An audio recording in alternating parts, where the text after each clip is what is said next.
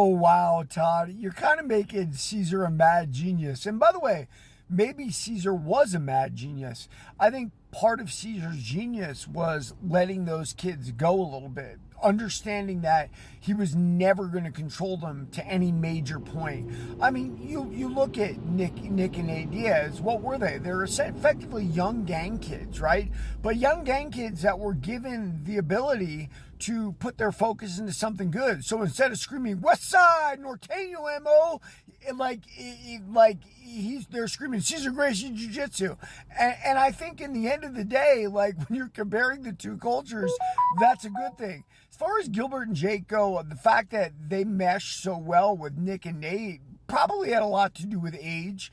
Probably a lot to do also, let me say this about Nick and Nate. I know they put on the effect of the street, but I got to tell you something about the street, guys. I know the street is nasty. You're on drugs all the time. You do really nasty things to people. Martial arts training is the exact opposite of being on the street. That's why guys who affect the street, they act like, hey, you're Stockton, blah, blah, blah. Yeah, you know what? You can say that, man. But what you're really doing is after school, you're running off to martial arts class and you're there all day, and that's where you're putting your focus. And by the way, nothing wrong with that. That's very, very good.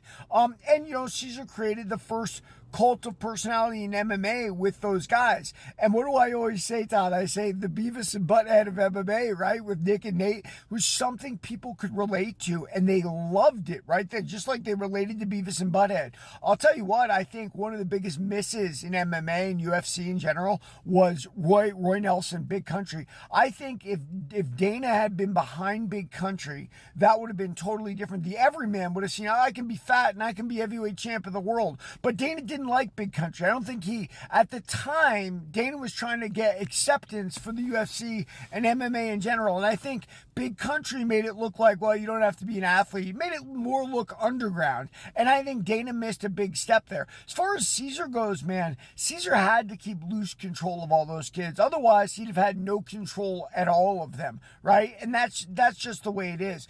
Every single one of those guys went off into their own silo. Jake failed with a couple gyms. Jake doesn't have a gym personality. I don't blame him. I don't particularly want to have a cult of personality following me either.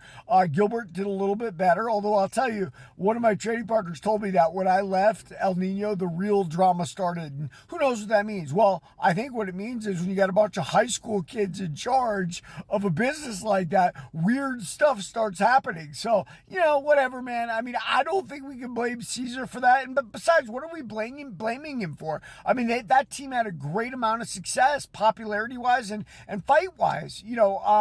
Nick and Nate had a lot of losses among them. It didn't matter. They just kept coming back and coming back. For Jake and for Gil, it was a little bit different. But either way, all four of them had tremendously successful careers. I'll tell you something. One time I said to Cesar, and I was talking about Juan Diego Nunez. Juan was one of Gil's sparring partners.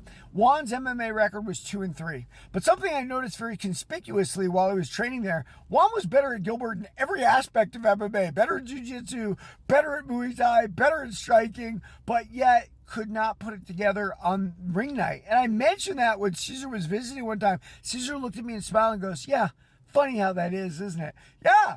That's the reality, guys. It's the reality of the fight game and the way things bounce and the way things land up. And they say fighting is 90% mental. There you go. Everybody, read my book, Warrior of the Light.